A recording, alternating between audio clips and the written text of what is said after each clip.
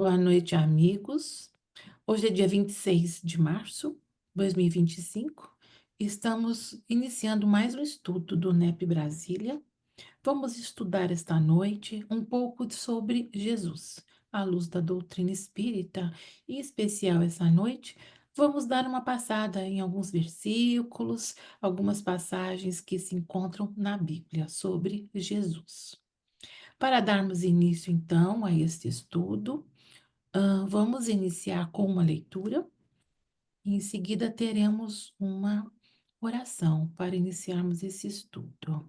Então, essa é uma leitura de harmonização. Enquanto as pessoas estão chegando, vamos aqui, então. Uhum, uhum. Isso. É uma mensagem trazida, né, através do Chico, por Emmanuel, intitulada O Olhar de Jesus.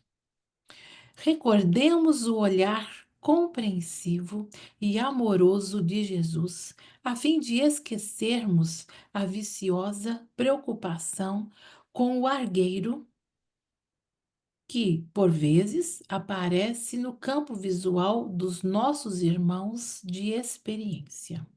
O Mestre Divino jamais se deteve na faixa escura dos companheiros de caminhada humana. Em Bartimeu, o cego de Jericó, não encontra o homem inutilizado pelas trevas, mas sim o amigo que poderia tornar a ver, restituindo-lhe, deste modo, a visão que passa, de novo, a enriquecer-lhe a existência.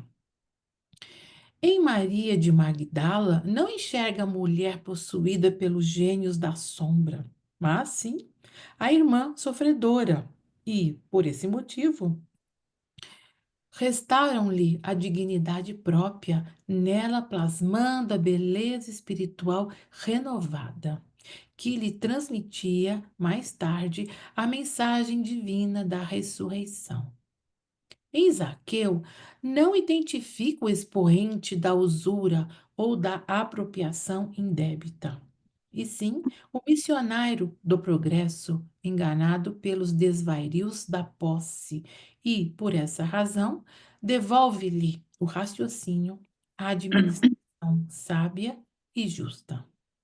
Em Pedro, em Simão Pedro, no dia da negação, não se refere ao cooperador enfraquecido, mas sim ao aprendiz invigilante, a exigir-lhe a compreensão e carinho, e por isso transforma-o com o tempo no baluarte seguro do evangelho nascente, operoso e fiel até o martírio e a crucificação. Em Judas, não surpreende o discípulo ingrato, mas sim o colaborador traído pela própria ilusão. E, embora sabendo-o fascinado pelas honrarias terrestres, sacrificasse até o fim, aceitando a flagelação e a morte para doar-lhe o amor e o perdão, que se estenderiam pelos séculos, soerguendo os vencidos e amparando a injustiça das nações. Busquemos algo do olhar de Jesus para os nossos olhos, e a crítica será definitivamente banida do mundo das nossas consciências, porque então teremos atingido o grande entendimento que nos fará discernir em cada companheiro do caminho, ainda mesmo quando nos mais inquietantes espinheiros do mal, um irmão nosso, necessitado, antes de tudo, do nosso auxílio e da nossa compaixão. Uhum.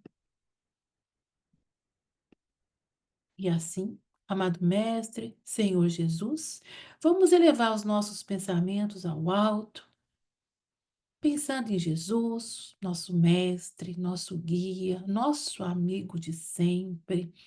Da mesma forma, iluminando os caminhos dos seus discípulos, daquela multidão, dos seus seguidores, também iluminando o nosso caminho, a nossa jornada.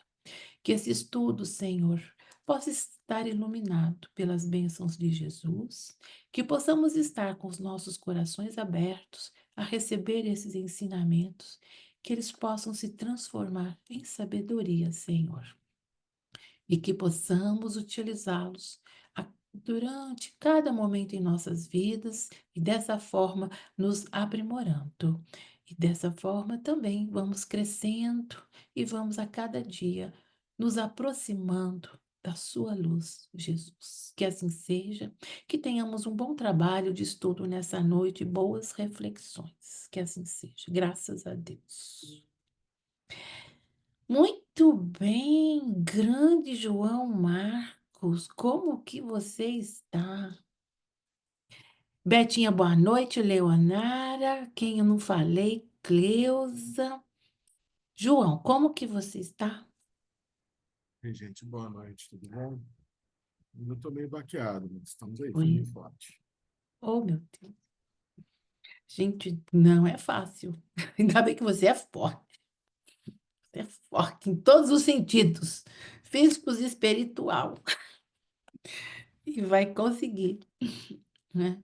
Tivemos uma aula na semana passada muito agradável, né? Com o Xaxá, falando de Jesus, muitos ensinamentos, no final o livro com aquele texto, né, de Chico Xavier, foi tudo assim muito interessante.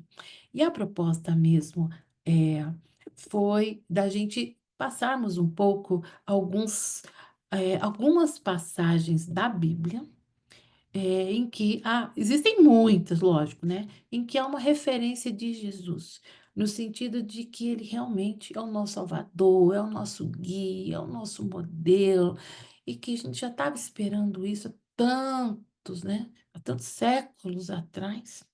Então, o Xaxá separou algumas passagens que vale então a pena refletir um pouco sobre elas. Aqui. Muito bem. Aqui. Então, aqui vamos falar um pouco sobre Jesus.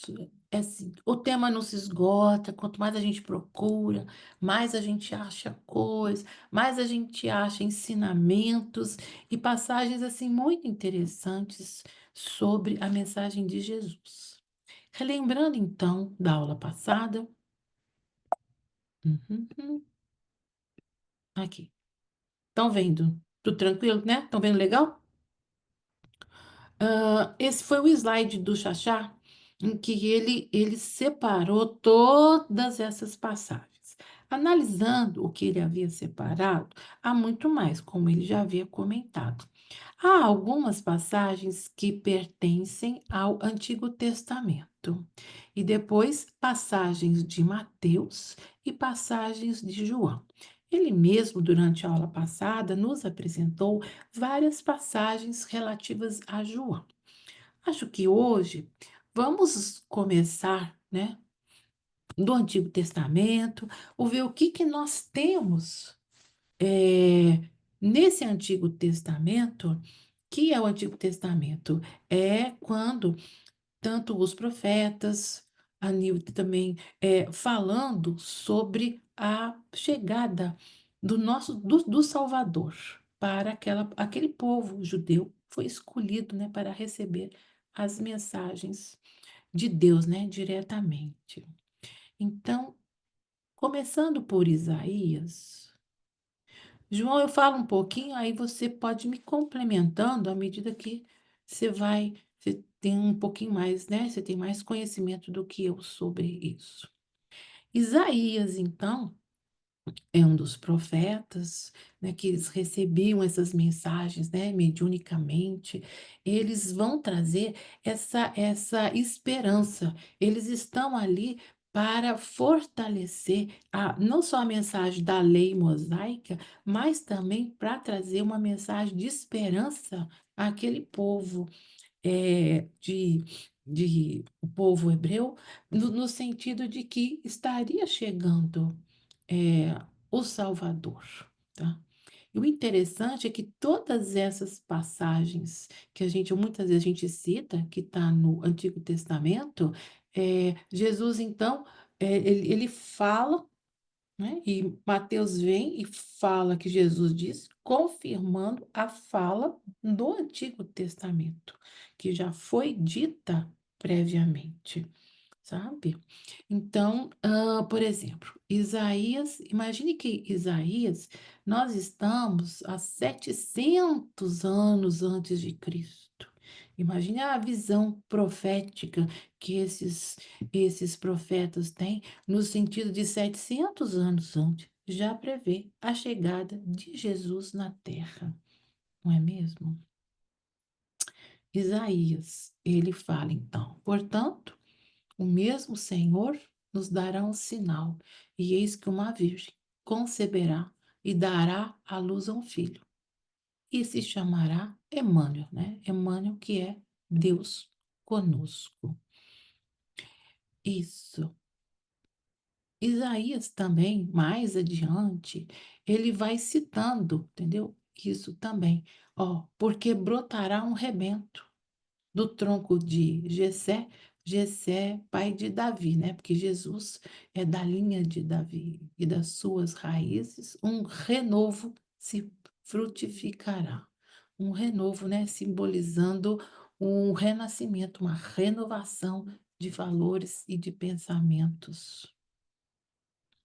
Aqui, Isaías 9 também. Porque um menino nos nasceu, um filho se nos deu, e o principado estará sobre seus ombros, e se chamará o seu nome, maravilhoso, conselheiro, Deus forte, Pai da eternidade, príncipe da paz.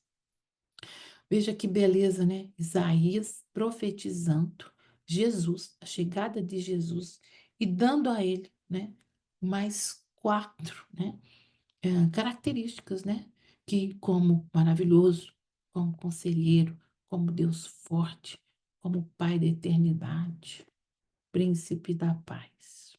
Aí a gente vai falando, né, slide por slide, e quem quiser fazer alguma complementação, né, a gente vai devagarinho conversando, não é mesmo?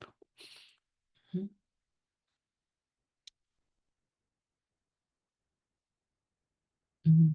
Uhum. Alguma observação, João, que você possa até Acho complementar? que a gente deve frisar de Isaías é que sempre o mais distintivo de Isaías em comparação aos outros profetas é o quanto, desculpa, é o quanto que ele ressalta essa visão do príncipe da paz, né? Isaías é um dos profetas mais citados pela teologia rabínica da época de Jesus, que faz a gente refletir o seguinte: não me julguem mal pelo que eu vou falar, mas é um fato. Se vocês pegarem os estudiosos, eu estou falando endossado neles, né? Não havia motivo para o farisaísmo da época não ter suspeitado, pelo menos, que Jesus poderia ocupar o lugar desse Messias, porque Isaías era um dos profetas mais estudados, ainda é um dos profetas mais estudados. E as feições do Messias trazido pelo Isaías se encaixam perfeitamente na figura de Jesus, né? Talvez, e alguns especialistas, principalmente os que eu admiro mais e gosto mais de estudar, concordam que essa figura do príncipe da paz é em oposição à figura do Messias bélico, né? O general do El Shaddai, né? Não o filho de Deus que vai trazer o nosso Pai, mas o subgeneral do general Deus. Essa visão não se encaixa na visão isaística, ou seja, não se encaixa na visão messiânica de Isaías. Então, acho que é muito legal a gente entender uma das principais, se não a principal característica messiânica que Isaías nos traz, é exatamente de um Messias que viria pacificar, e não aquela imagem que, inclusive, é uma interpretação muito pervertida, né, principalmente do profeta Daniel, de um Messias general bélico que vinha trazer a paz, que vinha trazer, perdão, a liberdade de Israel através do militarismo, né? Através da imposição do jugo, né? De eixo, do jugo iavélico, né? Do jugo de Yahvé, do Senhor dos Exércitos, sobre as outras nações. Eu acho que a principal característica de Isaías, assim, pelo menos é a que mais me chama a atenção nos estudos que eu faço. Isso. E esses profetas, eles até falavam para os reis, né, os governantes da época, para terem uma postura, né, no sentido de ver por aqueles excluídos, né, por todas as adversidades que o povo estava passando, pelo sofrimento. Eles sempre advertiam os reis e os reinados da época, mas nem sempre eles eram ouvidos, não é mesmo? A Silvia levantou a mão. Isso. É só Diga-se. para corroborar com o que o João disse, que Isaías ele é o que tem, ele é o profeta que tem mais referências a ele no Novo Testamento. Isso. Então, Uhum. além de ser o mais estudado, ele é o que tem, que bate em referências. Exato. Perfeito. Então, isso. Luiz Afonso, diga, Luiz. Eu queria só fazer uma comparação com essa Uhum. fala de Isaías aqui. Quando ele chama maravilhoso, conselheiro de Deus, Deus forte, né? Uhum. Lá em João, tem, quando Jesus está prometendo, né? Lá em João 14, se me pedirdes algo em meu nome, eu farei. Se me amardes, observais meus mandamentos, e eu rogarei ao Pai, que vos dará outro paráclito. Então, esse paráclito, a definição dele é justamente isso, né? Aquele que vem auxiliar, consolar, vem confortar, como está aí em Isaías, né? O conselheiro, aquele maravilhoso. Então, é só por isso que ele disse um outro, né? Porque ele já era o primeiro. Excelente. Muito bem. Mais alguém gostaria de fazer algum comentário? Eu fico só imaginando, né? 700 anos antes, algumas profecias já sendo citadas, não é mesmo? Aí chegam os apóstolos, profundo conhecedor das leis, né? Ele tem que ir juntando, né? O quebra-cabeça e concluir Jesus como o Messias mesmo. Uhum. Muito bem, então vamos ver mais outros. Essa passagem aqui, eu até não vou, ela é muito longa, a gente pode, uma outra hora até, em que ele citou, que é o 53:2:12. Opa! Uhum. Na qual Isaías, ele fazendo, ressaltando, entendeu? Que o povo precisava, né, os comandantes, que haviam muitos sofredores, que haviam pessoas rejeitadas e que haveria esse novo Salvador, esse Messias, e ele iria chegar exatamente para esses sofredores que eram rejeitados, que haviam muitas enfermidades. Ele cita aqui também, quase que falando mais ou menos toda a passagem de Jesus, que ele também seria ferido por causa de transgressões, que ele cuidaria das ovelhas desgarradas. É uma mensagem, um texto bonito, em que ele também sofreria opressão, em que ele também significaria, como a gente sabe, o verdadeiro cordeiro, né, imolado, que seria levado à cruz. Um texto bem bonito, mostrando quase que toda a passagem da vida, da missão e de todo o sofrimento e de Cristo até ele ser ressuscitado. Tudo sendo, de alguma forma, escrito por Isaías, né? Porque bem bonito essa passagem, sabe? Ele termina até dizendo Por isso eu lhe darei a parte de muitos, como os poderosos, e repartirá com eles seus despojos. Cadê aqui? Que atrapalha aqui para a gente ver. Uhum. E ele, impressionante como ele conseguia ver essa visão desse Messias chegando com toda a sua missão para despertar, né, essa mensagem renovada de consolo para aqueles que estavam sendo rejeitados ali, sofrendo mesmo, esperando essas palavras de consolo e de esperança. Então, nós estamos há 700 anos antes de Cristo. Peraí que eu passo aqui, né? Jeremias também, ele é muito citado no Novo Testamento, ele é muito citado. Jeremias, também, ele nos fala no 23,5. Eis que vem dias, diz o Senhor, em que levantarei a Davi um renovo justo, sendo rei, reinará e agirá sabiamente e praticará o juízo e a justiça eterna. Então, essa é uma passagem mostrando Jesus da linhagem de Davi, que ele é um renovo justo. Essa palavra justo, ela tem um significado não apenas no sentido de justiça, mas tem um significado de humildade também, de postura humilde, correta e justo. Sendo rei, reinará e agirá sabiamente.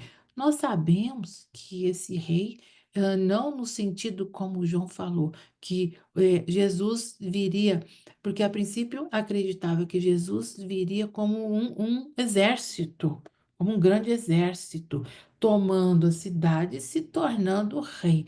Na verdade, a gente sabe que esse rei e esse reinar é de uma explicação muito mais espiritual, muito mais interna, muito mais no sentido da sua mensagem que ele trouxe para cada um aqui na terra.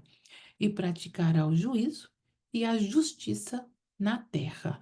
Então, trazendo aquela união de povos, união de pensamento e trazendo a justiça do amor, a mensagem de amor para aqui na terra. Alguém gostaria de fazer algum comentário?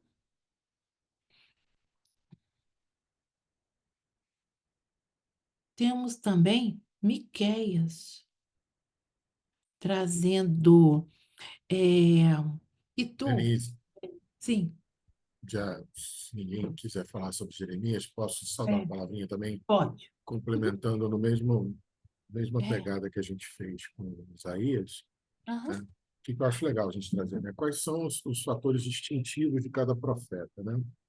É interessante ver que Jeremias tinha uma narrativa messiânica, talvez seja a mais distinta dos demais profetas, porque a maioria dos profetas fala, né, da condição exteriorizada do Messias. O Messias viria como rei, o Messias viria como líder, o Messias viria como general, o Messias viria. Jeremias foi, eu posso até estar enganado, mas se eu tiver, eu vou me corrigir mais tarde. Mas Jeremias foi o único que trouxe o Messias como um transformador interno e a nova e eterna aliança e definitiva, definitiva, nova, eterna e definitiva aliança de Deus para com o seu povo escolhido. Essa, sem dúvida, é o aspecto mais distintivo das profecias messiânicas de Jeremias, a nova aliança. E essa nova aliança seria de uma introjeção, né? O Messias traria uma interiorização da lei, um conhecimento direto de Deus através dessa interiorização da lei, e seria, então, um processo que levaria o povo a um pecado, a um perdão definitivo dos pecados, né? Fora essa questão histórica do renovo, do ramo justo, né, de Davi, né? O mais interessante que a gente precisa se ater na figura messiânica, no Jesus trazido por Jeremias é a questão da interiorização da aliança. A aliança de Deus com o seu povo seria, através do Messias, definitivamente interiorizada. Ou seja, pela figura messiânica de Jeremias, né, nós entraríamos numa aliança individual e como é que é? Ininterrupta e indissolúvel, perdão, essa é a palavra. Uma aliança individual e indissolúvel com Deus, definitivamente. E essa talvez seja das narrativas messiânicas proféticas, na minha opinião, obviamente que Isaías sempre vai ser o mais citado, e a Silvinha lembrou muito bem, até nos dias atuais, Isaías ainda é o mais estudado, o mais citado, mas, na minha opinião, pessoal, Jeremias, se não é o mais interessante, é um dos mais interessantes, justamente por essa proposta de interiorização definitiva e indissolúvel da nossa relação com Deus através da figura messiânica. Ou seja, Jesus viria cumprir efetivamente o que ele disse em João: eu sou o caminho e a verdade e a vida, e ninguém chega ao Pai se não for por mim. Excelente. Muito bom. Tem também Miqueias, né? Trazendo essa visão da chegada do Messias também. E tu, Belém Eufrata, posto que, pequena entre milhares da Judá, de ti me sairá o que governará em Israel, e cujas saídas são desde os tempos antigos e desde os dias da eternidade, profetizando também a chegada de Jesus ao planeta, não é mesmo? Tá? Em Zacarias 9:9, alegra-te muito, ó filha de Sião, exulta, ó filha de Jerusalém. Eis que o teu rei virá a ti, justo e salvador, pobre e montado sobre um jumento e sobre um jumentinho, filho de jumenta. Interessante aqui em Zacarias essa citação de Jesus montado sobre um jumento, sabe? Porque parece-me que lendo uma dessas explicações sobre o jumento, é que quando as guerras se acabam, o rei, ao invés de entrar na cidade montado sobre um cavalo, né, com sua armadura, tudo, ele chega montado em um jumento. Então, isso já vinha das tradições da época, o uso do jumento, onde o rei, ele entra no jumento, ele entra na cidade após essa guerra, após as guerras, após as disputas, sabe? Então, e Jesus, ele também cumpriu essa profecia quando ele entra em Jerusalém, né, montado em um jumento. Tá? Então, ele também, Jesus, então, ele fez, assim, cumpriu todas as profecias que estão descritas no Antigo Testamento, né? Além de mostrar a sua mensagem, né? Onde ele estaria, né? Ligado ao Pai, mas também cumprindo as profecias antigas, tentando mostrar ao povo de Israel e a todos os outros ele como o Messias, o enviado de Deus para é, governador do planeta, mas como o nosso mestre, nosso guia e o nosso modelo. Então, essa questão do jumento achei bem interessante já estar citado em Zacarias. Isso. E aí, João, mais alguma observação interessante? Uhum. Só mesmo lembrar, você falou aí, só reforçando, né? Miqueias é o que diz que Jesus nasceria em Belém Efrata, né? Exato. E a figura messiânica de Miqueias é o do pastor que libertaria e traria paz, sinteticamente. Em Zacarias é o que você falou, a questão do jumentinho, que era uma prática comum nos reis da antiguidade, né, entrarem dentro das suas cidades muradas através, né, montado no jumento, porque o cavalo ele representava a agilidade e a força no campo de batalha.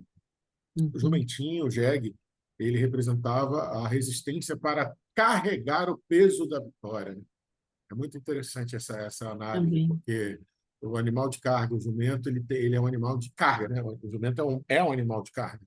Então, entrar no jumento era um ato de humildade e também, ao mesmo tempo, mesmo que pareça contraditório, né, representava o animal carregando o peso da vitória sobre os Uhum. ombros daquele rei vencedor. É bem interessante isso também.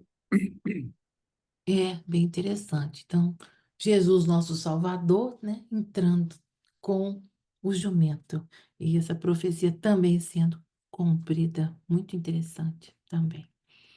Mais alguém gostaria de algum comentário? Então, vamos em frente. Cadê? Ups. E agora, então, temos algumas passagens de Mateus. E foi colocada lá no slide para a gente refletir um pouco em algumas passagens que foram separadas, né? Então, lembrando, então, de Mateus.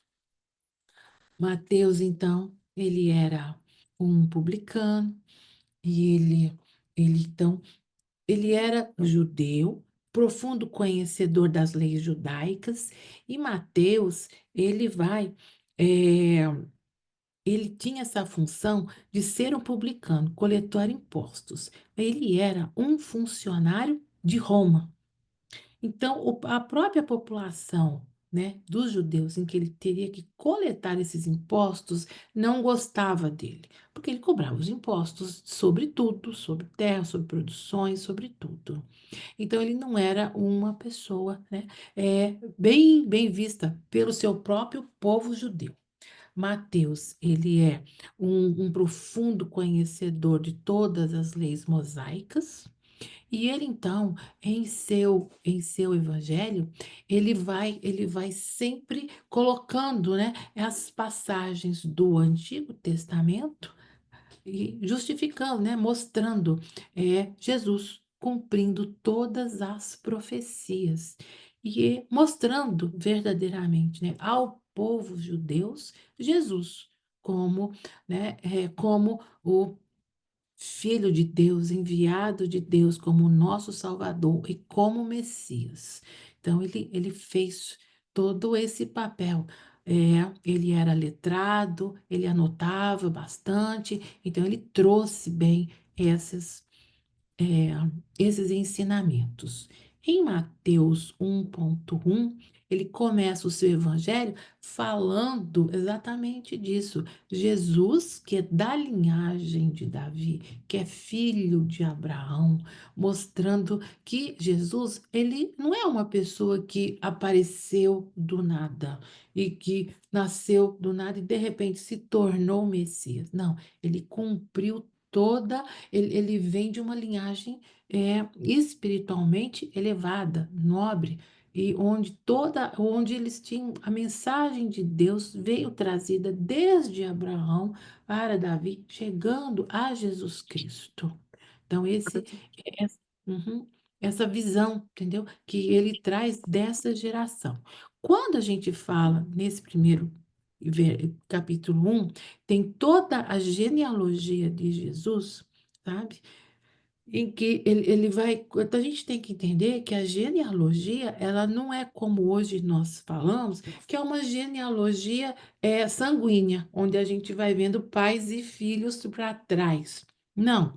A genealogia de Mateus, ela vai mostrar Jesus, filho de Davi, mas ele vai por caminhos onde destaca pessoas de importância das famílias anteriores que tiveram um papel importante em trazer a mensagem profetizada, a mensagem que vinha de Deus, mostrando que o Messias iria chegar.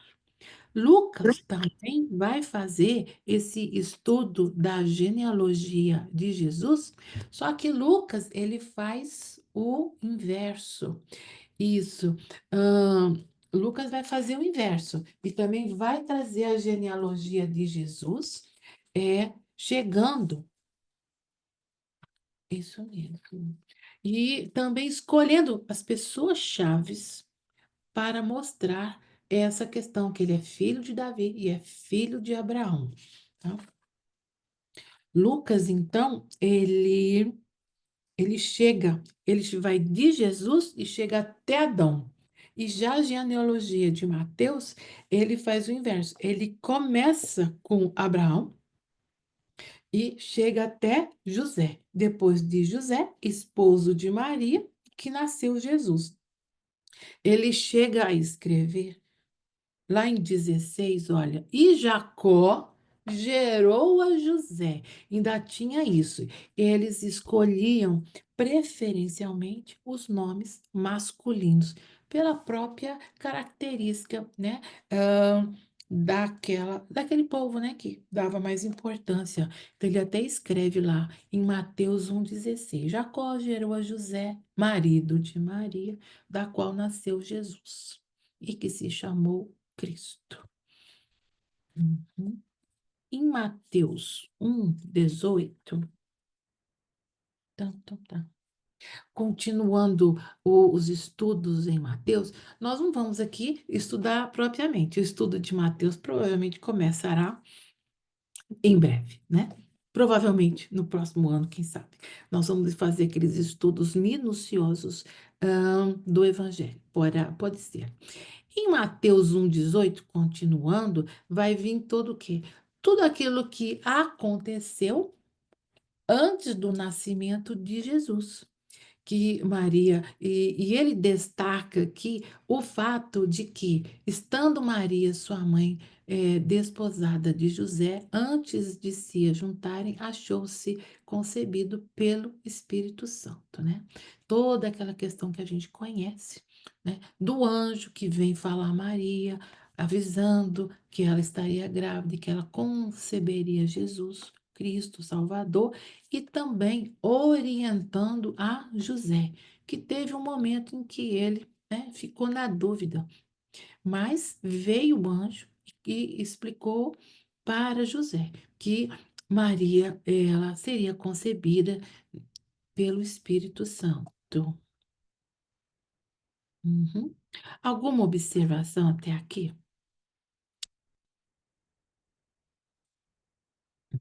Uhum. Eu gosto sempre de lembrar, Denise, assim, Uhum. apesar de ser uma interpretação muito pessoal, mas eu Uhum. acho que ela define bem, né, as intenções e orienta bem como a gente deve interpretar o Evangelho de Mateus. De uma maneira até piadística, eu costumo explicar que o Evangelho de Mateus diz o seguinte, em resumo: olha, o Messias esteve aqui e a gente pregou ele numa cruz, gente. Então agora nós vamos ter que correr atrás do prejuízo. De uma forma bem piadística, mas é exatamente isso. Ele escreve para os Entendo. judeus da época para alertar: olha, o Messias esteve aqui, né? A gente não reconheceu, pregamos o cara numa cruz, ele ressuscitou, graças a Deus ele ressuscitou, perdoou todo mundo, mas agora o reino está estabelecido. Então, a gente vai ter que correr atrás desse prejuízo, né? Prejuízo. Interessante. Aí a gente fica imaginando, né, que Mateus, ele era rico, porque ele era cobrador de impostos. Ele era muito rico, né? E porque, lógico, e eram vários publicanos ali na época. E ele já devia estar olhando, né, Jesus andando pelo povo, falando algumas coisas, e o chamamento, né, de Jesus. Que é muito bonito, né? Jesus simplesmente, né? Simplesmente olhou para Mateus e disse: segue-me. Mas assim, tudo tem a sua hora, tudo tem o seu momento. E esse chamamento foi numa hora em que Mateus já estava pronto para largar toda a sua vida e seguir a Jesus. Largou toda a sua vida de cobrador de impostos. E até no início, né, os discípulos ficaram, né, meio receosos, mas depois houve. Isso também é um fato importante, né? Todos os discípulos de Jesus, cada qual com sua personalidade, E Jesus, na sua infinita sabedoria, né, naquele seu magnetismo imenso, conseguindo unir aqueles homens todos, de diferentes personalidades, e conseguindo levar a mensagem aos discípulos e a toda aquela multidão que o seguia, sabe? Então, muito bonita essa parte também. Então, vamos em frente. Assim. Tem mais um pedacinho dessa passagem, né? Deixa eu tirar as figurinhas daqui. Uhum. Então José, seu marido, sendo justo e não queria inflamar, tentou deixá-la secretamente. Pensando nisso, eis que em sonho lhe apareceu um anjo do Senhor, dizendo: José, filho de Davi, não temas receber a Maria, tua mulher, porque o que ela está gerado é do Espírito Santo. E dará à luz a um filho, e chamarás o seu nome Jesus, porque ele salvará o seu povo dos seus pecados. E tudo isso aconteceu para que se cumprisse o que foi dito da parte do Senhor pelo profeta. Eis que a Virgem conceberá e dará à luz a um filho, e o chamarão de Emanuel, né? Lembra, que é traduzido Deus conosco. E José, despertando do sono, fez como o anjo do Senhor que lhe ordenara e recebeu a sua mulher.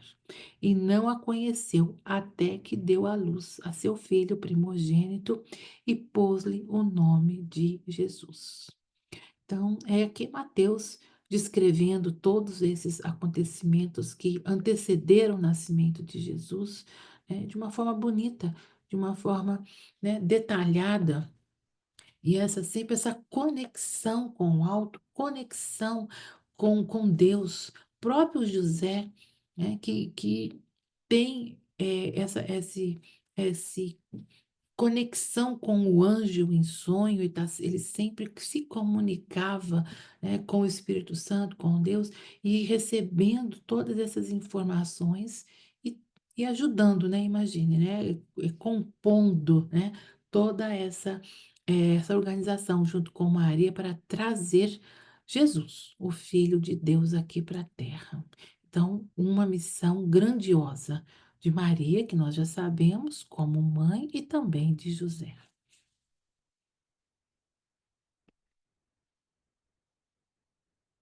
Uhum.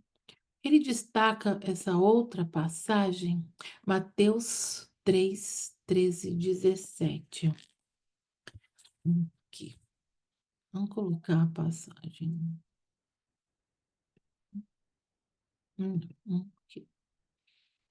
Uhum. Colocar o slide todo, a gente vai conversando. Alguém gostaria de fazer mais algum comentário? Então vamos lá. Então veio Jesus da Galileia ter com João junto ao Jordão para ser batizado por ele. Mas João opunha-se-lhe, dizendo: Eu careço de ser batizado por ti, e vens tu a mim? Jesus, porém, respondendo, disse-lhe: Deixa por agora, porque assim nos convém cumprir toda a justiça. Então ele o permitiu. E sendo Jesus batizado, subiu logo a água, e eis que lhe abriram os céus, e viu o Espírito de Deus descendo como pomba e vindo sobre ele. E eis que uma voz do céu dizia: Este é o meu filho amado, em quem me compra.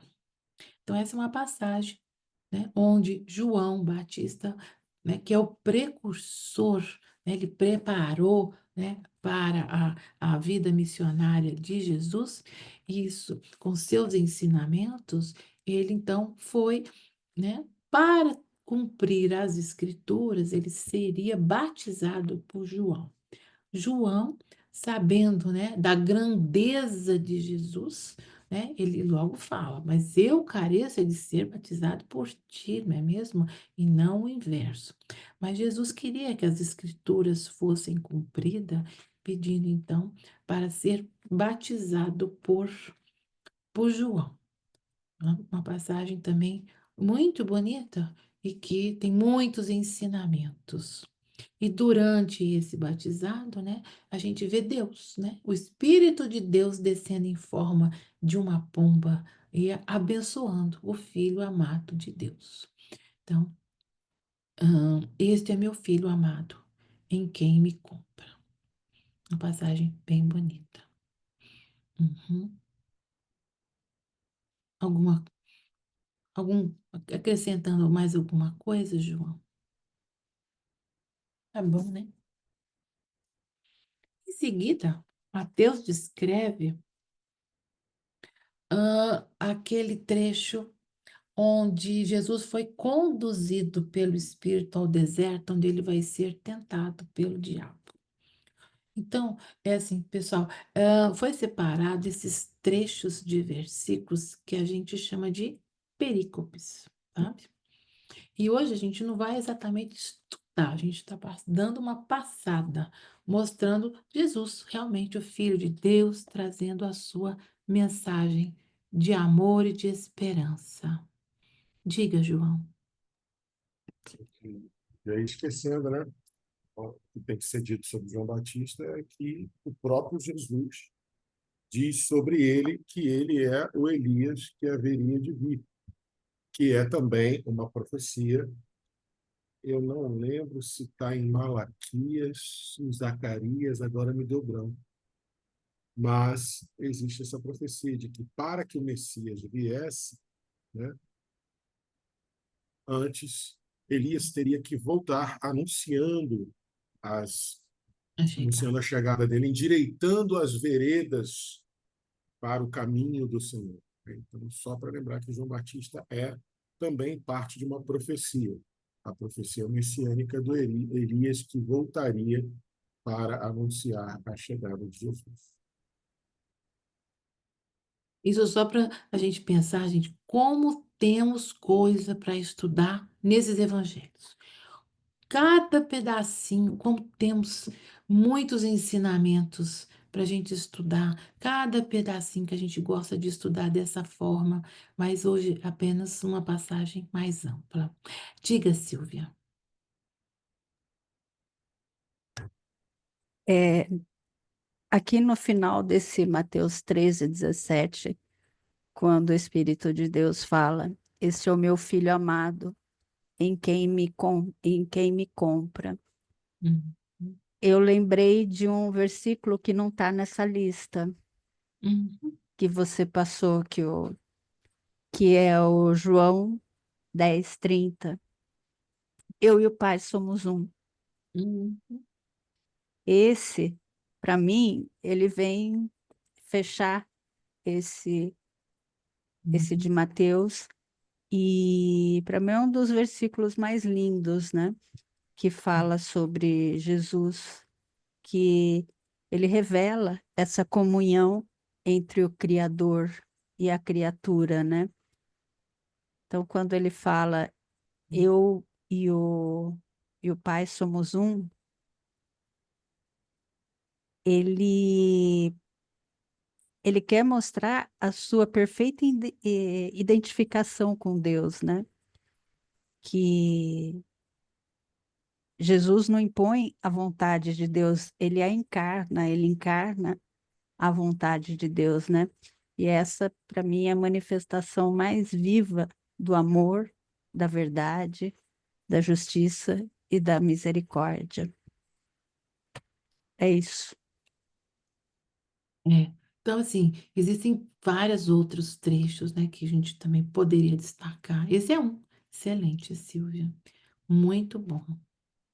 Aí ele destaca também esse capítulo 4 de Mateus, onde teremos Jesus no deserto sendo tentado, tá? Então, nessa primeira tentação, Jesus foi então foi conduzido Jesus pelo Espírito ao deserto para ser tentado pelo diabo. E tendo jejuado 40 dias e 40 noites, depois teve fome. E chegando-se a ele, o tentador, disse: Se tu és filho de Deus, manda que essas pedras se tornem pães.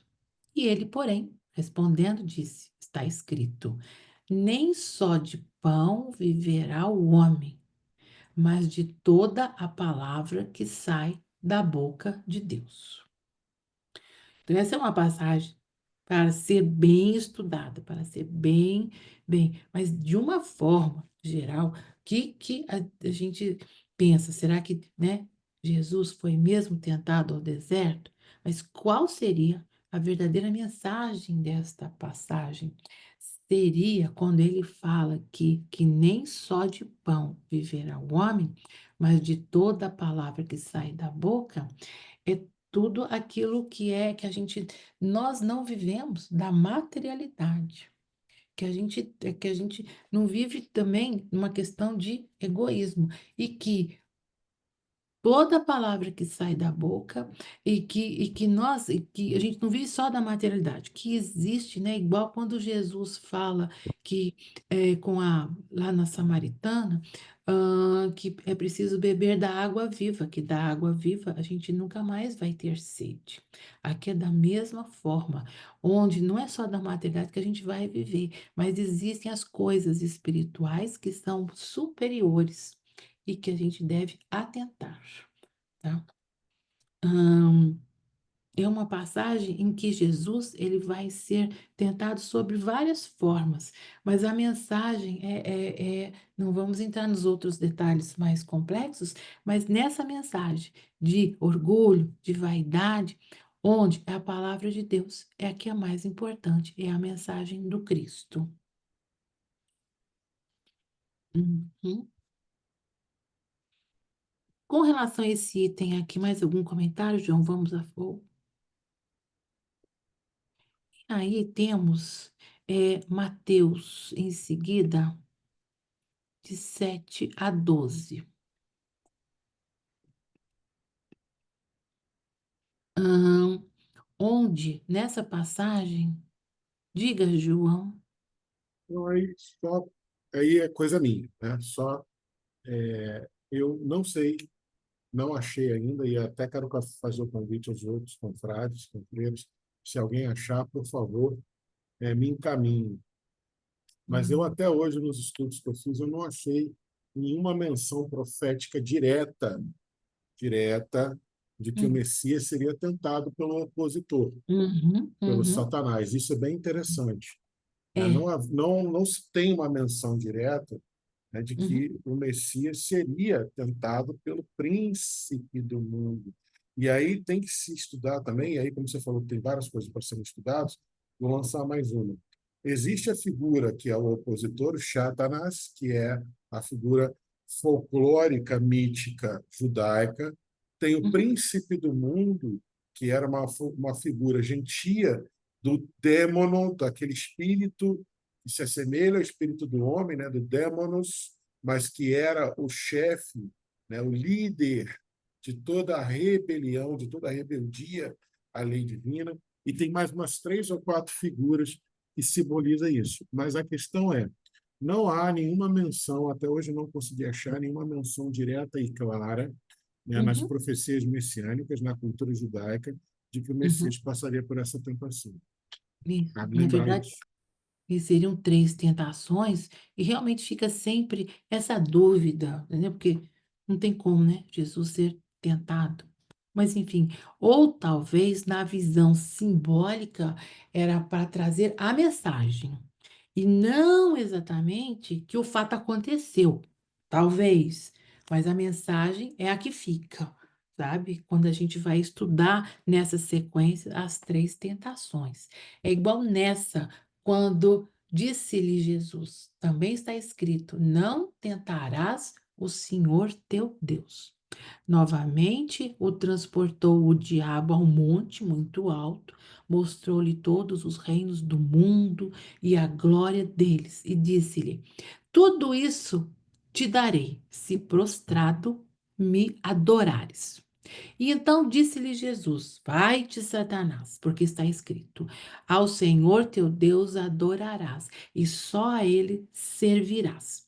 Então o diabo o deixa, e eis que chegaram os anjos e o serviam. Jesus, porém, ouvindo que João estava preso, voltou para a Galiléia.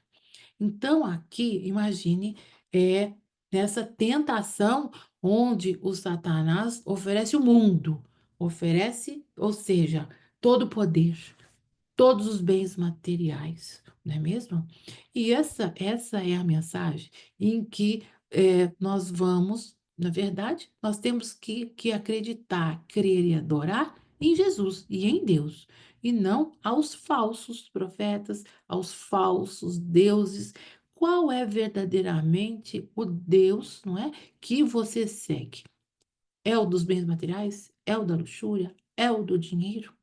Ou você já consegue separar isso e ter Deus como prioridade em seu coração? Diz Luiz. Vamos lá.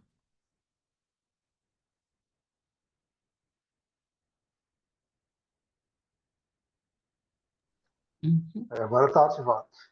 Eu concordo muito com o que o João falou, porque eu também já pesquisei muito e nunca encontrei essa menção sobre Jesus sendo tentado. Porque se ele estava sozinho no deserto, né, não tinha nenhuma testemunha ali, nem para escrever, depois presenciar isso, essa conversa dele.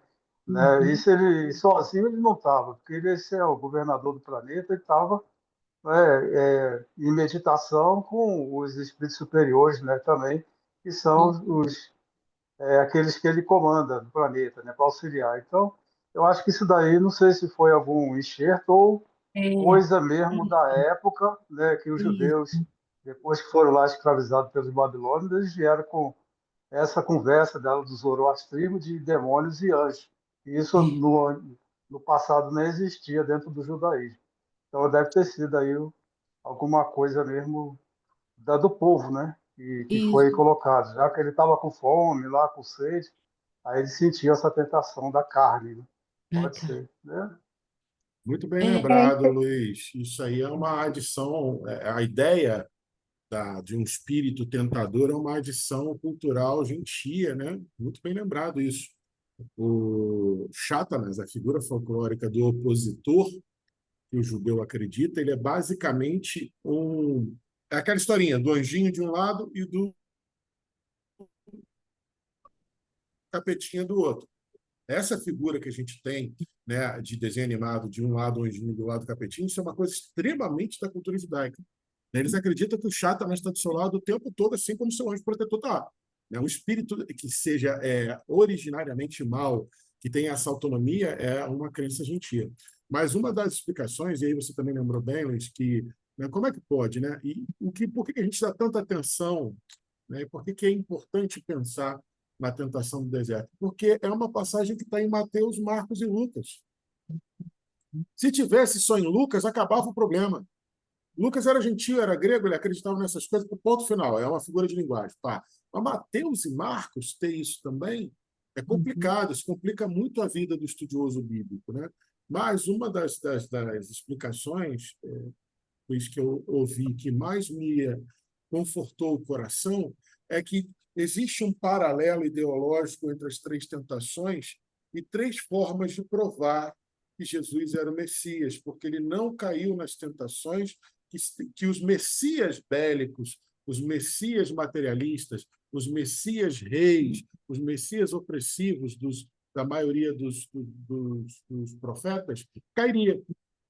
Vocês uhum. entenderam? Seria uma forma de provar, olha, se ele fosse o Messias que Daniel falou, ele teria caído aqui. Se ele fosse o Messias, né, líder, que, por exemplo, Zacarias falou, ele teria caído aqui. Né? Então, seria uma forma de corroborar, uma forma aditiva de corroborar. Olha, para que não tenha dúvida, Jesus, para início de conversa, para que não tenha dúvida, não. Seria um artifício literário da narrativa para começar. Para começar a conversa, para início de conversa, Jesus já existiu. Então, ele é o Messias. Essa Bom, explicação me confortou bastante o coração. Até agora é a melhorzinha que eu já ouvi. é, com certeza. Então, Eu li aqui na Bíblia do Peregrino, uhum, achei muito interessante. hum, Colocou-se assim, ó, deve-se evitar chamá-las de tentações, porque uhum. são provações. Como o povo de Israel, passado o Mar Vermelho e guiado por Moisés, é posto à prova repetidas vezes no deserto, assim Jesus, depois do batismo, é guiado pelo Espírito e enfrenta a provação no deserto. O povo falhou várias vezes, Moisés uma vez. Jesus supera todas as provas. Pronto, perfeito, muito bom. A gente pode lembrar também, pela doutrina espírita, né, que existe uma hierarquia celeste. Existe a hierarquia de nós, espíritos encarnados, que vamos até a perfeição. Mas existe uma hierarquia Hierarquia onde onde aqui. Só um pouquinho, Beto, daqui a pouco você fala. Onde existe uma hierarquia celeste, não é mesmo? Onde nessa hierarquia celeste a gente vai ter os anjos, os arcanjos, isso está escrito na revista Espírita, está escrito, e que nós teríamos o Messias, o Cristo, os Cristos. E um desses Cristos é que foi designado para ser o governador do planeta. Mas essa categoria exatamente de anjos, arcanjos, e principalmente de Cristos, eles são aqueles que é tamanha perfeição, que a gente não tem como entender, mas a perfeição é tamanha que eles não sentem, né? As tentações, eles estão acima de todas as tentações. Por isso que Jesus, ele pôde vir até a Terra, nessa categoria, né, de Cristo, e não sofrer, não vai sofrer pelas tentações ou por nenhuma dessas tentações. Ele está superior a todas essas imperfeições que nós ainda não estamos, que a gente ainda pode sucumbir diante dessas tentações. Você queria falar alguma coisa, Beth? é só uma opiniãozinha, né? Eu também nunca concordei com essas tentações aí, não as aceito, né? Principalmente, né, no meu entendimento que Satanás seria um ser muito inferior a Jesus. E quem Uhum, seria ele para, né, uhum. mostrar todos os reinos do mundo e a glória, oferecer a Jesus, né, toda a glória do mundo se Jesus já não o conhece, já não, né, já não o conhecia. Então, só isto. Então, isso, Então, isso, Jesus.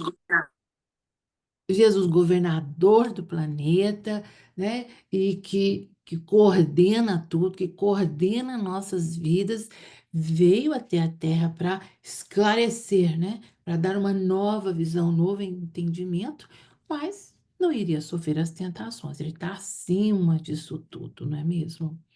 Uma outra passagem citada aqui seria Mateus capítulo 7, de 23 e 24, em que está assim escrito: Então lhes direi abertamente: Nunca vos conheci, apartai-vos de mim, vós que praticais a iniquidade.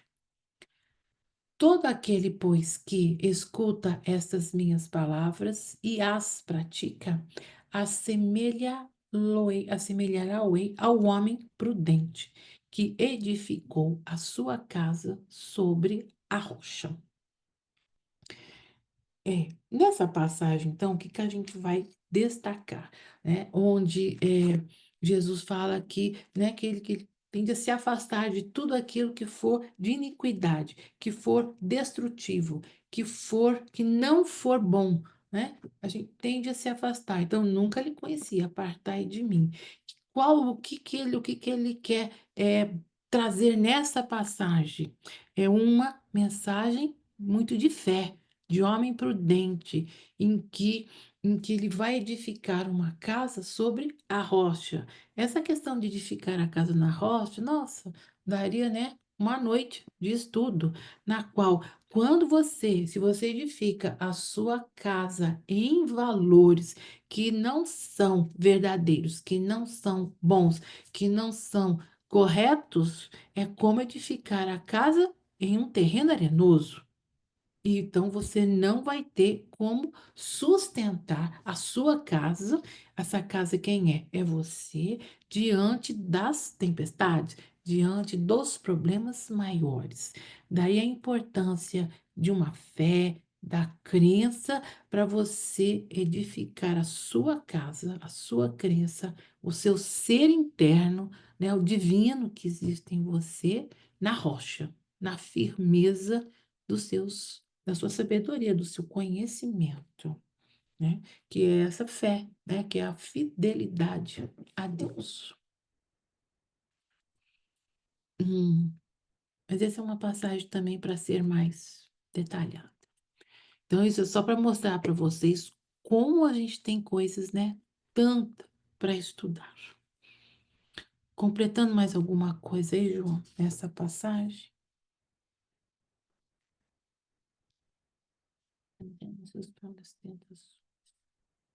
Isso. Muito bem. Vamos ver então mais outra passagem. Mateus 9, de 12 a 13. Essa passagem de 12 a 13 pertence àquela passagem em que, vamos ler primeiro.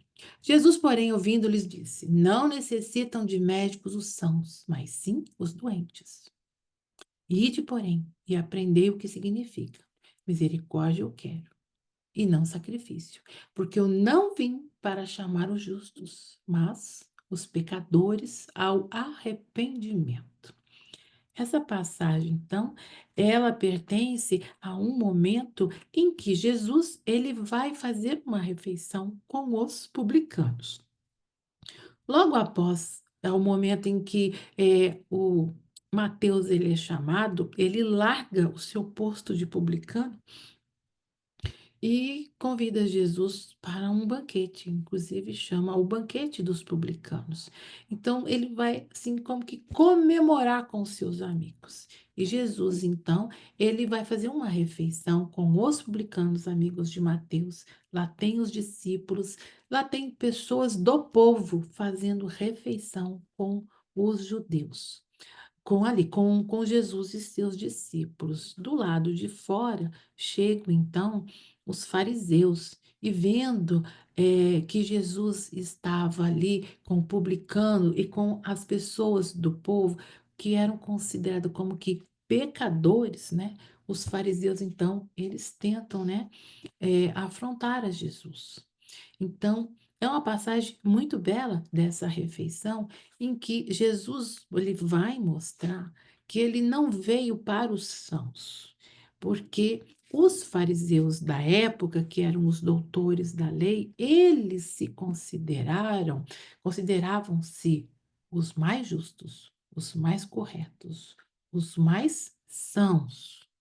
Sabe? Quando, na verdade, a gente sabe que os fariseus, eles tinham toda essa aparência externa de pregar, entendeu? E de se justificar, mas a sua vida, Jesus sempre afrontou. Era uma vida que não condizia com aquilo que eles pregavam, né? Eles eram hipócritas, como Jesus os chamava.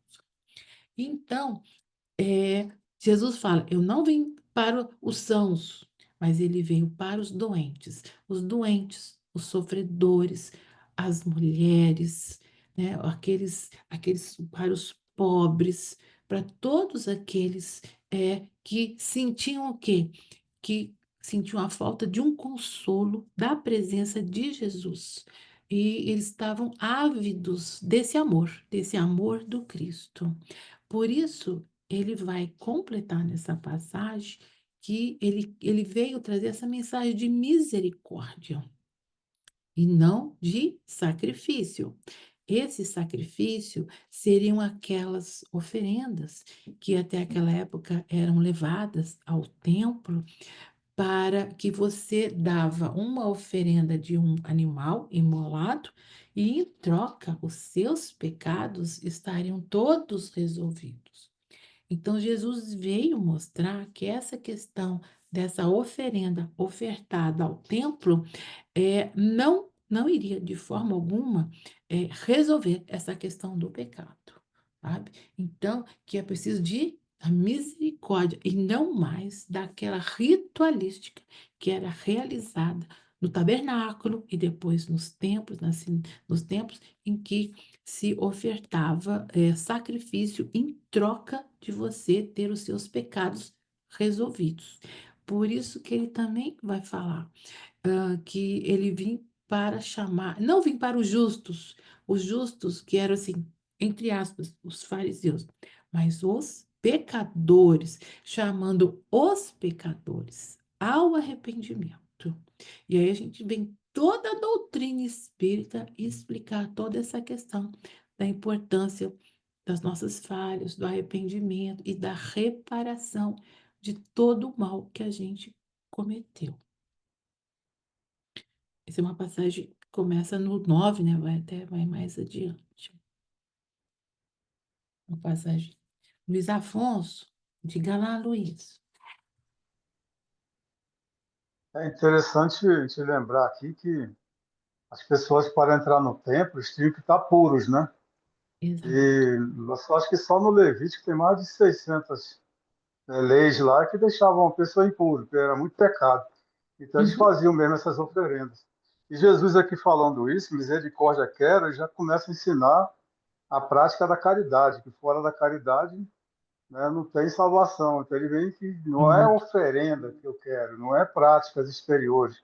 Mesmo que Uhum. tenha lá na Torá, está prescrito várias e várias práticas de oferenda, mas eu quero a caridade, a misericórdia. Isso que ele já começa a ensinar ao povo, aí, inclusive aos fariseus, que eles eram muito apegados mesmo a esses cultos exteriores, né? Então ele começa já a passar o ensinamento aí real, a prática do amor, do bem, né, do Uhum. auxílio às pessoas. Isso aí. Perfeito. Exatamente isso. Então é isso. Misericórdia eu quero, sacrifício não. Sacrifício no sentido de oferendas, que era o ritual judaico. Ahn, que ele veio para quem? Para os doentes. Será que existe alguma pessoa não considerada doente na Terra? Ou que não precisa de Jesus? Não é mesmo? Eu Porque, gente. sempre disse, eu sempre disse o seguinte, Ah, que nós espíritas, nós estamos na UTI espiritual, porque a gente já passou de doente. Gente, não é possível, a gente já está aquele doente renitente, difícil de curar, e que precisa levantar cada letrinha, cada palavrinha para poder ver se introjeta isso aqui e para, né? E vamos seguir Jesus, pelo amor de Deus. não é mesmo? A gente fica aqui pensando, quantas vezes nós já não estudamos o Antigo e o Novo Testamento? Quantas encarnações nós estamos repetindo isso? Então, é, o conhecimento nós já temos. Então, nos falta um pouco mais de meditação, um pouco mais de sentimento e a prática da caridade, né? Fora da caridade não há salvação. Então, é como Denise falou, me achará amiga. Nós estamos na UTI, nós já estamos, somos os da última hora mesmo. Ou vai, ou vai. Ou vai, né, Denise? Ou E vai, ou vai. todo mundo está entubado, né? Está todo mundo entubado, o negócio já está feio. Vamos embora, desce goela dentro. Vamos. Olha só, então. Outra citação citada lá no slide do Xaxá, Mateus 16, de 13 a 16. E chegando Jesus às partes da Cesareia de Filipe, interrogou os seus discípulos, dizendo: Quem dizem os homens ser o filho do homem? E eles disseram: Uns, João, o Batista, outros, Elias, e outros, Jeremias, ou um dos profetas. E disse-lhes ele: E vós, quem dizeis que eu sou? E Simão Pedro respondeu e disse: Tu és o Cristo, o Filho de Deus vivo. Maravilhosa essa passagem, não é mesmo? Onde Jesus é como se querendo, né, ver como que estavam os seus discípulos, né? Se eles já estavam, né, realmente entronizando essa mensagem, né? Se eles tinham conseguido trazer verdadeiramente para os discípulos essa mensagem que Cristo é o Filho de Deus vivo, confirmando isso, né? E que as pessoas aos poucos iriam devagar entendendo definitivamente que ele era o Cristo, o Filho do Deus vivo. Muito bem. Isso já estava já numa fase mais adiantada, né? Nós já estamos em Mateus 16, né? Próximo da paixão de Cristo. Então vamos lá. Mais passagens. Uhum. Aqui, então, aqui. Mateus. Deixa eu tirar aqui para eu poder ver. 21, 10, 11. E entrando ele em Jerusalém, toda a cidade se alvoroçou, dizendo: Quem é este? E a multidão: Este é Jesus, profeta de Nazaré e da Galiléia. Então, já estamos chegando naqueles momentos da paixão de Cristo, onde a gente já vai ter, né, não só, né, os discípulos, mas a população, a multidão, já assim acreditando em Jesus, no seu magnetismo, no seu amor, como um profeta, né, como o verdadeiro Filho de Deus, trazendo isso. O que uma vez um colega comentou é que a gente sabe muito pouco sobre os bastidores do que realmente aconteceu naquela época. Quantas e quantas pessoas da própria multidão já, já não se sentiram sensibilizadas por esse magnetismo, por esse amor de Jesus e até mesmo não se curaram, não mudaram sua vida, não mudaram sua forma de ser. Então o Evangelho traz umas pinceladas dessa mensagem de Jesus e quando falta muita coisa. Afinal, eram multidões que seguiam a Jesus. E a gente não sabe dessa dimensão aonde que se chegou todo esse amor de Jesus, né, caminhando, né? Por essa, envolvendo toda a multidão que, né, percorria junto dele. Então ainda é como se ainda faltasse muitos pedaços desse grande quebra-cabeça. Algum comentário?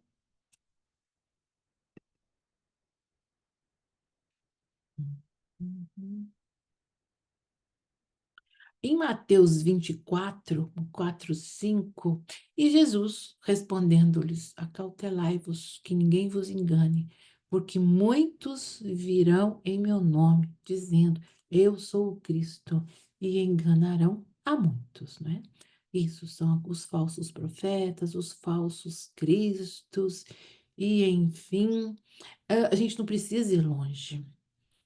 Tem muitos pessoas que atraem seus seguidores pelos Instagrams, pelos Faces da vida, né? Prometendo muitas coisas e a gente às vezes se deixa envolver por outras mensagens, por outros ensinamentos e muitas vezes se enganam, não é mesmo? E precisam fazer o reajuste de suas caminhadas, tá? Então, isso é uma mensagem muito atual nos dias de hoje. Que não faltam é esse. Pessoas muito envolventes com suas palavras, a envolver as pessoas, aos jovens, enfim, não só os jovens, nós mesmos, adultos, que se deixemos levar por mensagens muitas vezes equivocadas, né? Mateus 28. Isso. 24, 5, 28. E chegando do si, Jesus falou-lhes, dizendo: é-me dado todo o poder do céu e da terra. Portanto, ide, fazei discípulos por todas as nações, batizando-os em nome do Pai, do Filho e do Espírito Santo, ensinando-os a guardar todas as coisas que eu vos tenho mandado. E eis que eu estou convosco todos os dias até a consumação do dia. Do mundo, consumação do mundo. Amém. Então, pessoal, essa é uma mensagem belíssima, né? Em Mateus, dizendo Jesus, né? Que estará conosco sempre. Da nossa tarefa de levar a mensagem dele a outros corações, a outros lugares, da melhor forma possível, levando, e ele estará sempre conosco, até sempre. Até sempre, né? Todos os dias, até a consumação do mundo. Essa é uma mensagem assim de grande esperança, de grande fraternidade, de grande amor. Nós sabemos que temos aqui na Terra muitas famílias, não é mesmo? Cada qual aqui temos as nossas famílias. Mas o grande objetivo é formarmos uma única família. Então, devagarinho, as famílias vão se entrelaçando, vão se entrelaçando, vão se entrelaçando, e com uma verdadeira fraternidade, formação de uma família universal, de uma família única, de uma família onde todos, né, possam comungar os mesmos sentimentos de amor e de fraternidade. Isso. Então, vamos lutando, né, para que isso um dia aconteça. Acho que, na verdade, isso. Eu trouxe algumas passagens dali para a gente conversar um pouco sobre Jesus. E o Evangelho, né? É lindo demais, gente, para a gente estudar, para a gente lembrar, e tem muitos ensinamentos que a gente pode trazer, sabe? Eu começo a estudar, você não para mais. Muitas mensagens, viu? Uhum. Então vamos lá. Comentários. Nós ainda temos um tempinho para comentários. Diga, Luiz. Então, você passou aí nos mostrou várias passagens de Mateus, mas tem uma que eu gosto muito, e para ratificar o que você falou, Jesus nos traz uma mensagem de amor e de esperança.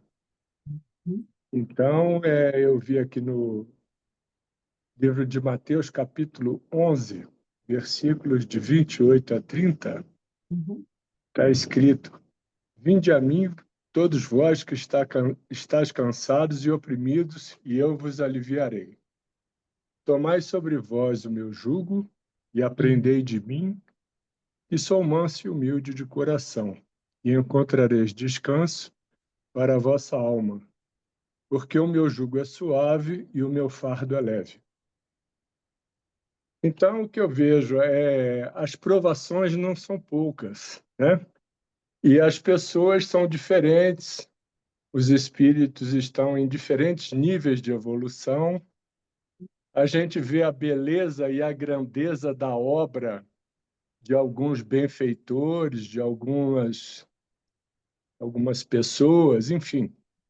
E a gente, naquela introspecção, às vezes, a gente fica meio voando em turbulência, fica meio perturbado, né? Uhum. E esse versículo aqui, para mim, é de muita importância, porque ele traz o conforto, né? E que a gente não deve deixar se abalar na fé, né? E a gente tem que perceber que cada um tem seu tempo. E eu costumo dizer, brincar, que a evolução moral ela é dimerizada, né? Ela vai aos pouquinhos, vai aumentando, Uhum. mas que a gente nunca perca de vista que nós temos o nosso irmão e mestre Jesus para nos confortar e nos aliviar qualquer momento. Era só isso aí, essa colaboraçãozinha. Obrigado. Excelente, excelente. E Jesus não trabalha sozinho, tem toda uma espiritualidade de espíritos elevados que o acompanham, que nos acompanham, nos intuindo, nos orientando em todos os momentos da nossa vida. Então, não tem como a gente se sentir abandonados, sozinhos, nem desamparados. É apenas buscar, né, sempre a Jesus, que a gente vai encontrar o melhor caminho, a melhor forma de a gente enfrentar as dificuldades, porque elas estão aí para serem vividas e para termos algum ensinamento, não é mesmo? Sabe? O que a gente às vezes observa que o ensinamento não vem rápido, né? A gente precisa passar pela tempestade para depois refletir, para depois tentar entender. Ah, então, eu entendi agora porque eu passei por isso e tal. A gente leva um tempo para metabolizar todos esses ensinamentos. Mas nós estamos para quê? Para aprender, né? Temos amigos que nos ajudam, família, enfim, e a toda a espiritualidade maior que nos acompanha. Então, esse foi só um flash de Mateus falando de Jesus, que a gente para pensarmos, né? E estudar Mateus, estudar todos esses evangelhos é a coisa mais maravilhosa, né, que nós temos. Muitos daqui estão acompanhando Silvia, né, no NEP Alcione, que deu todo sobre Maria, que foi uma coisa assim linda, maravilhosa. E estamos voltando a estudar Paulo, outro exemplo, e nossa, a gente não cansa de estudar e de tentar entender. São ensinamentos também, são um grupo de estudo muito belo, tá? Elevado, né, com o NEP Alcione aos domingos, aqueles que tiverem interesse. Então, maravilhoso os estudos com Silvia, que já está nessa caminhada de NEP, né? Tem muito tempo, tem bastante experiência. Muito bem, agradeço a todos. E aí, João, mais algum comentário para a gente finalizar os nossos estudos de hoje, tá? Lembrando, então, que na próxima semana voltaremos a ter o Xaxá. Xaxá vai continuar trazendo Jesus na ótica de Kardec e das obras espíritas, tá certo? Então, muito bem. Alguém gostaria de fazer, então, hoje a nossa oração final? Quem gostaria?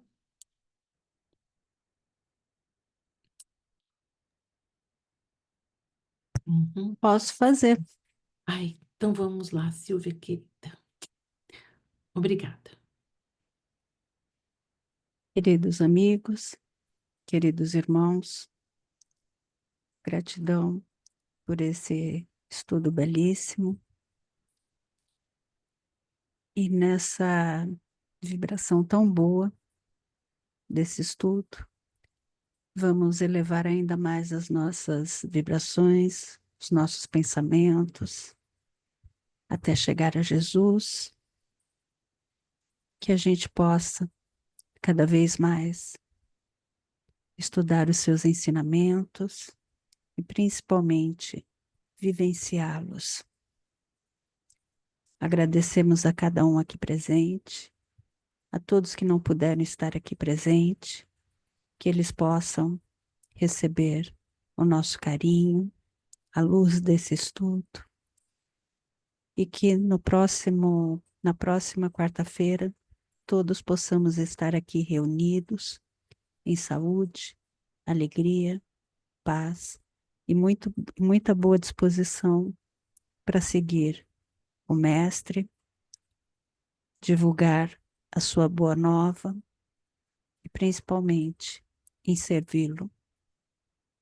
Pedimos a permissão aos mentores desse estudo, aos nossos mentores, a espiritualidade amiga que nos acompanha, para a gente poder encerrá-lo e que a gente tenha uma ótima noite de descanso, de refazimento do corpo, aos que estão necessitados de saúde, que possam receber do nosso Mestre Jesus o refazimento da saúde, do seu corpo físico,